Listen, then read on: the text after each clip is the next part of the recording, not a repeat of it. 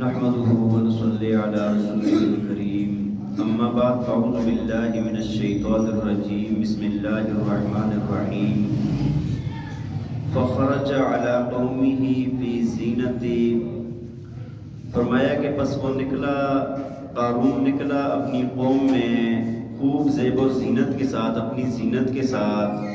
قال الذين يريدون الحیات الدنیا، تو فرمایا کہ کہنے لگے وہ لوگ جو دنیا کی زندگی کو چاہتے تھے، یا لیت لنا مثل ما اوتی قارون، کہ ہائے کاش ہمارے لیے بھی ایسے ہی مال دولت ہوتا جیسے قارون کو دیا گیا۔ انہ لذو حظ عظیم، بے شک یہ تو بہت بڑے نصیب والا ہے، بہت خوش قسمت انسان ہے۔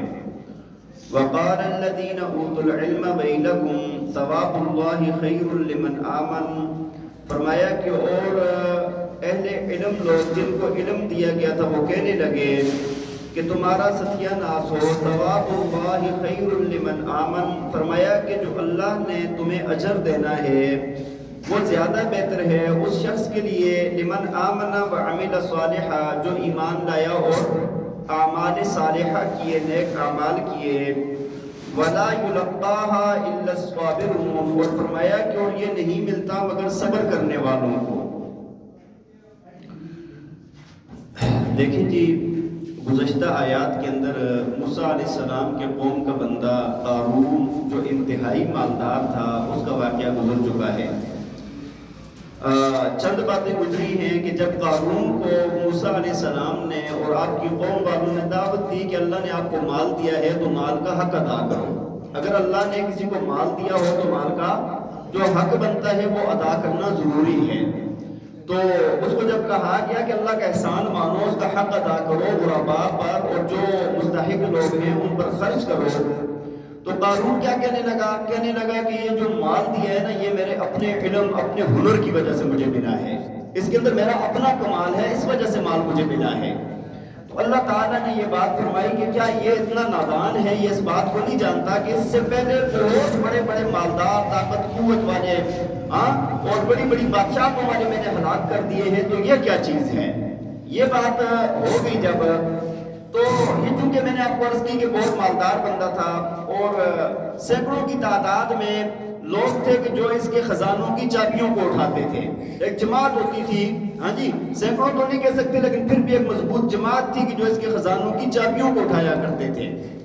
تو متکبر بندہ تھا۔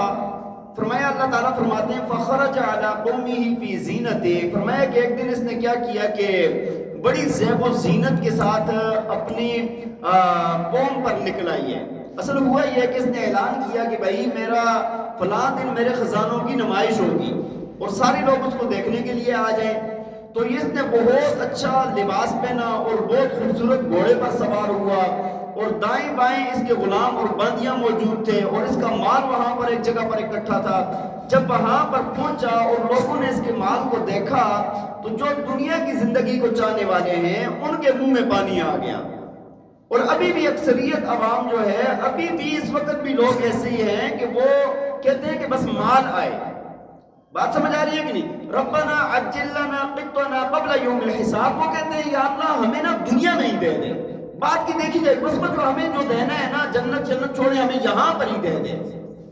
اور اللہ تعالیٰ نے فرمایا ہے من کان یرید حرث الآخرۃ نزد له فی حرثہ ومن کان یرید حرث الدنیا نؤتیہ منہا وما له فی الآخرۃ من نصیب، فرمایا کہ جو آخرت کی کھیتی کا طالب ہے اللہ اس کی کھیتی میں اضافہ فرماتے ہیں، جو دنیا کی کھیتی کا طالب ہے یہاں پر اس کو مل جائے گا، آخرت میں کوئی حصہ نہیں ہے اس کا۔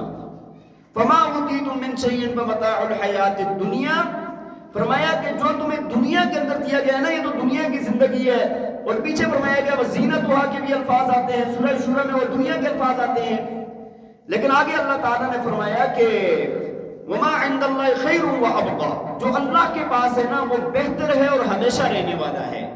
بات سمجھ آ رہی ہے کہ نہیں؟ تو بہرحال ابھی بھی یہی ہے کہ یہ لوگ جب دنیا دار بندہ ہوتا ہے، صرف دنیا کی چاہت ہوتی ہے، وہ جب مال دولت کو کسی کی ٹھاٹ باٹ کو دیکھتا ہے تو وہ کیا ہو جاتا ہے؟ مرغوب ہو جاتا ہے۔ یہ بھی مرغوب ہوئے، کہنے لگے ہائے کاش یا لیت لنا مثل ما اوتی قارون، کاش ہمارے پاس بھی ایسی دنیا ہوتی جیسے قارون کے پاس ہے۔ انہو لذو حظ عظیم، بڑا خوش نصیب انسان ہے، بڑا خوش قسمت انسان ہے۔ لیکن وہاں پر اہل علم موجود تھے جن پر دنیا کی حقیقت کھل گئی تھی، وہ کہنے لگے وقال الذین اوتوا العلم ویلکم ثواب اللہ خیر لمن آمن وعمل صالحا، کہنے لگے تمہارا ستیہ ناس ہو، بات کیسی تم نے زبان سے نکالی ہے، جو اللہ نے تمہیں ایمان کی اور اعمال صالحہ کی دولت دی ہوئی ہے نا، یہ ایک قارون کا خزانہ تو کیا ہے، ہزاروں قارون کے خزانے اس کا مقابلہ نہیں کر سکتے، اس پر تمہیں شکر ادا کرنا چاہیے تھا، لیکن تم نے دنیا کی لالچ کی اور دنیا کا تم نے وہ بات کر دی۔ اور فرمایا کہ یہ جو چیز کسی کو نصیب ہوتی ہے نا، یہ تو صبر والوں کو نصیب ہوتی ہے، عام بندے کو تو یہ نصیب بھی نہیں ہوتی۔ دنیا کے اندر دیکھیں نا، ایمان والا بندہ ہے، اس کے اوپر مشقت آ جائے، مشکل آ جائے، جو بھی آ جائے، وہ بڑے تسلی کے ساتھ سہے گا اس کو۔ بات سمجھ آ رہی ہے کہ دنیا کی طرف، ناجائز کی طرف، حرام کی طرف نگاہ نہیں کرے گا۔ اچھا پھر ایسے ہوا نا کہ یہ قارون کو نا بڑا حسد تھا، موسیٰ علیہ السلام کے ساتھ بڑا حسد کرتا تھا کہ بھائی آپ کو میں نے بتایا نا کہ قارون موسیٰ علیہ السلام کا قریبی رشتہ دار تھا، کزن تھا، اور ساتھ چچا زاد یا خالہ زاد بھائی تھا، اور ساتھ کلمہ بھی پڑھا تھا۔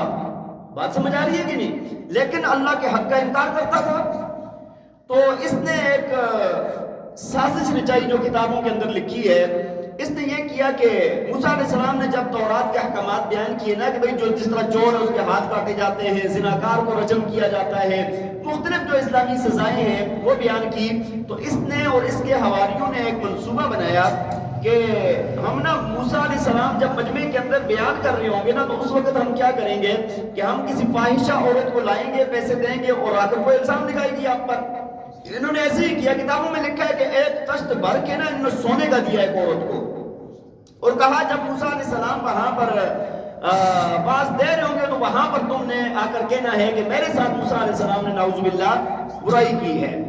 اب ایسے ہی ہوا کہ موسیٰ علیہ السلام باز کر رہے تھے، قارون آ کر پوچھنے لگا، کہتا ہے کہ اگر کوئی بندہ زنا کر لے تو اس کی کیا سزا ہے؟ کہا جی رجم کیا جائے گا۔ زناکار کی کیا سزا ہے؟ شادی شدہ زناکار ہو تو رجم کیا جاتا ہے۔ تو کہا کہ اگر آپ ہوں تو آپ سے اگر ایسا فعل ہو جائے تو، کہا میں مجھ سے ہو جائے تو میرے لیے بھی یہ حکم ہے شریعت کا۔ اچھا اتنے میں اس عورت کو اشارہ کیا، عورت کھڑی اور اٹھ کر اس نے یہ کہہ دیا کہ موسیٰ علیہ السلام نے نعوذ باللہ میرے ساتھ برائی کی ہے، زنا کیا ہے۔ اب موسیٰ علیہ السلام کو نا انتہائی مشکل وقت تھا موسیٰ علیہ السلام کے لیے۔ موسیٰ علیہ السلام نے بہرحال پھر بھی تسلی کی اور اس عورت کو بلایا اور آ کر اس کو کہا کہ میں تجھے اس رب کی قسم دیتا ہوں جس نے مجھے تورات عطا فرمائی ہے، وہ رب جس نے فرعون کو غرق کیا ہے اور بنی اسرائیل والوں کو بحر قلزم سے پار کیا ہے، تو سچ بتا کہ تو نے یہ بات کیوں کی ہے۔ اچھا وہ ڈر گئی، اب اللہ کی نبی کی بات جب سنی نا تو ڈر گئی اور کہنے لگی انہوں نے، ان کے حواریوں نے پیسے دیے تھے، مال دیا تھا، اس وجہ سے میں نے یہ بات کی ہے۔ اس کی سزا کے اندر موسیٰ علیہ السلام نے بددعا کی کہ یا اللہ ان کو اور ان کے مال کو تباہ و برباد فرما۔ فرمایا کہ پھر ان کو زمین کے اندر دسا دیا گیا، اس کا ذکر آگے آ رہا ہے۔ فرمایا فَخَسَفْنَا بِهِ وَبِدَارِهِ الْأَرْضِ، اللہ فرماتے ہیں کہ ہم نے دسا دیا ان کو، اس کو اور اس کے گھر کو زمین کے اندر۔ اچھا جو موسیٰ علیہ السلام نے جب دعا کی نا، اس سے پہلے فرمایا کہ جو میری طرف آنا چاہتے ہیں میری طرف آ جائیں۔ بہت سارے لوگ تو موسیٰ علیہ السلام کی طرف آ گئے، کچھ اس کے گھر والے تھے، کچھ اس کے حواری تھے، اس کے ساتھ جو ساتھی تھے اس کے، وہ اسی کے ساتھ رہے قارون کے، وہ اور اس کا مال، گھر، 40 گھر کتابوں میں لکھا ہے کہ اس کے سونے کے بھرے ہوئے تھے، وہ سارے کے سارے اللہ تعالیٰ نے زمین میں دسا دیے ہیں۔ اور یہ بات میں آپ کو بتاؤں، یہ تو ابھی تک یہ معاملات ہو رہے ہیں، کئی واقعات ہمارے سامنے آج بھی آتے ہیں، کئی جگہ ایسی ہوتی ہیں زمین کے اندر دس جاتی ہے۔ یہ جو ہمارا زلزلہ ہوا تھا یہ اس کے اندر کتنا، یہ بالا کوٹ کے علاقوں میں دیکھیں، کشمیر میں دیکھیں، مختلف جگہوں پر دنیا میں بڑی بڑی دراڑیں پڑی اور پورے محلے کے محلے اندر گم ہو گئے، لوگوں کے لوگ اندر چلے گئے۔ کئی لوگوں کا ایسا ہوا ہم نے سنا کہ اس طرح زمین کھلی، بندے اندر گئے، زمین واپس لوٹ گئی۔ بات سمجھ آ رہی ہے کہ نہیں؟ میں کشمیر گیا باہر کی طرف، تو ایک جگہ پر ایک پہاڑ میں نے دیکھا تو بہت دور تک بہت لمبی دراڑ اس کے اندر پڑی ہوئی تھی۔ تو یہ اللہ تعالیٰ کا نظام ہے، جب اللہ چاہتے ہیں تو یہ زمین کو حرکت دے دیتے ہیں۔ تو بہرحال فرمایا کہ ان کو زمین کے اندر دسا دیا۔ فما کان لہ من فئۃ ینصرونہ من دون اللہ، اللہ فرماتے ہیں کہ کوئی بھی گروہ ایسا نہیں تھا کہ جو اس کی مدد کرتا اللہ کے سوا۔ وما کان من المنتصرین، اور فرمایا کہ نہ ہی یہ مقابلہ کر سکا آگے سے، نہ ہی یہ آگے سے کوئی مقابلہ کر سکا۔ اب جب یہ بات ہوئی نا، لوگوں نے اپنی آنکھوں کے سامنے دیکھا، جو کہتے تھے کہ یار اس جیسا خزانہ مل جائے، ایسا ہو جائے ایسا ہو جائے، انہوں نے جب دیکھا نا زمین کے اندر دھس گیا، تو اب ان کی بات کو اللہ نے نقل کیا ہے۔ وَأَصْبَحَ الَّذِينَ تَمَنَّوْا مَكَانَهُ بِالْأَمْسِ يَقُولُونَ وَيْكَأَنَّ اللَّهَ يَبْسُطُ الرِّزْقَ لِمَن يَشَاءُ مِنْ عِبَادِهِ وَيَقْدِرُ۔ فرمایا کہ جو لوگ نا گزشتہ کل یہ تمنا کر رہے تھے کہ اس کی جگہ پر ہم ہوں، اس کی جگہ پر یہ مال ہمارے پاس ہوتا ہے، اس کی جگہ پر ہم ہوتے ہیں قارون کی جگہ پر، تو کہنے لگے وَيْكَأَنَّ اللَّهَ يَبْسُطُ الرِّزْقَ لِمَن يَشَاءُ مِنْ عِبَادِهِ وَيَقْدِرُ۔ کہنے لگے کہ اللہ کی ذات بھی عجیب ذات ہے کہ جس کو چاہتا ہے روزی کھول دیتا ہے، جس پر چاہتا ہے روزی کو تنگ کر دیتا ہے۔ ہاں، چاہے تو اپنے محبوب بندوں پر روزی کو تنگ کر دے، تنگی والی زندگی ان کو دے دے، اور چاہے تو اپنے دشمنوں کو اللہ کھلی روزی عطا فرما دے۔ فرمایا یہ تو اللہ کی ذات ہے۔ اور ساتھ ہی کہنے لگے لولا امن اللہ علینا لخسف بنا، کہ کہنے لگے کہ اگر اللہ نے ہم پر احسان نہ کیا ہوتا، ہم اس کی جگہ ہوتے تو ہم بھی دسا دیے جاتے، اگر اللہ نے ہم پر احسان نہ کیا ہوتا تو ہم بھی دسا دیے جاتے۔ وَإِكَأَنَّهُ لَا يُفْلِحُ الْكَافِرُونَ، اور فرمایا کہ تعجب ہے اس بات پر کہ کافر لوگ کبھی بھی کامیاب نہیں ہوتے۔ اللہ تعالی ہمیں عمل کرنے کی توفیق عطا فرمائے۔ وآخر دعوانا ان الحمد